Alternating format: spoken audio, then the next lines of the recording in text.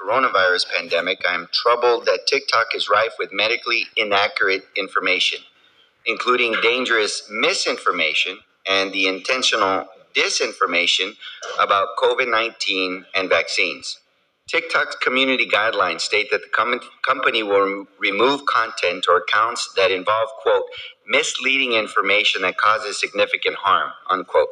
However, since the early stages of the pandemic, TikTok has been used as a platform for people pushing misinformation, disinformation, including by those casting doubt on the safety and efficacy of life-saving vaccines. And despite TikTok's pledge to address harmful misinformation, these videos are being viewed millions of times. For example, the Institute for Strategic Dialogue found that a sample of 124 TikTok videos containing vaccine misinformation were viewed 20 million times. And Media Matters found that a sample of 18 videos with COVID-19 misinformation were viewed over 57 million times. Here's another shocking study. The Journal of American Medical Informatics Association found that when searching hashtag, quote, coronavirus on TikTok, almost 30% of the videos that came up contained misinformation. Videos in that sample containing a high level of misinformation were viewed a median of 9.4 million times. Mr. Shu, why are these dangerous videos falling through the cracks of your company's efforts to enforce its own community guidelines and remove harmful misinformation?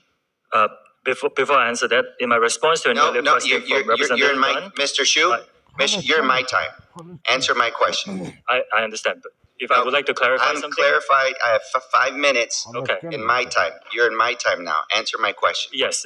Any dangerous misinformation we partner with third-party experts to be able to identify and help us with subject domain expertise.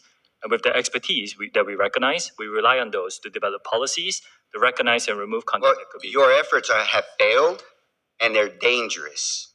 Okay?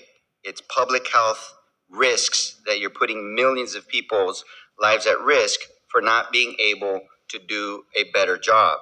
And I'm concerned that TikTok's features make it users uniquely vulnerable to the spread of this misinformation. For example, TikTok makes it extremely easy to reuse audio and videos to create content, which allows misinformation to quickly spread through the platform. And TikTok's algorithm to recommend videos means that a user viewing one video containing misinformation can easily result in their quote-unquote For You page becoming filled with videos containing similar misinformation. This is a dangerous feedback loop. So is TikTok taking any action to modify these features so that they no longer facilitate the spread of this misinformation or this misinformation feedback loop? Congressman, again, like I said, any dangerous mis or disinformation, we work with third parties to recognize that, and it's proactively removed from our platform.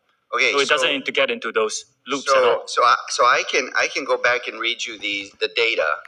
And the Journal of American Medical Informatics, 30% of videos after searching for hashtag coronavirus had misinformation. Almost 1 out of 3, your third party and your company are missing almost 1 out of 3 misinformed videos. So you're telling me what you're doing. I'm telling you the data shows that you are grossly failing at that effort. The other question I have for you is that TikTok is also in Spanish, and Spanish-speaking populations have been specifically targeted to misinformation when it comes to many aspects, especially medical misinformation. And as chair of the Congressional Hispanic Caucus, we reached out to you last Congress on this issue. So, what is your intent, or how does your team look like to address Spanish versus English? How many staff do you have focusing on Spanish versus how many staff do you have focusing on English misinformation? Congressman, I was like I explained just now, the Spanish-speaking population is very important to our platform. We do have a lot of Spanish-speaking moderators, and we will continue to. So how many Spanish-speaking staff versus English-speaking staff for misinformation do you have? I can get back to you on the specifics, but dangerous misinformation is moderated regardless of language. Not to the degree that it needs to be. we can continue to work hard. And when to, there's misinformation, people base their decisions that oftentimes put them at risk in exposures and their families at risk. And with the coronavirus, especially prior to the vaccines, the risk was their life.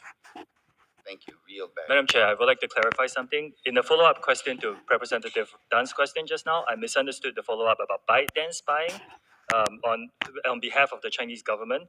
My answer to that question should be a no, because it came very rapidly. I just want to clarify that. Gentleman's time has expired.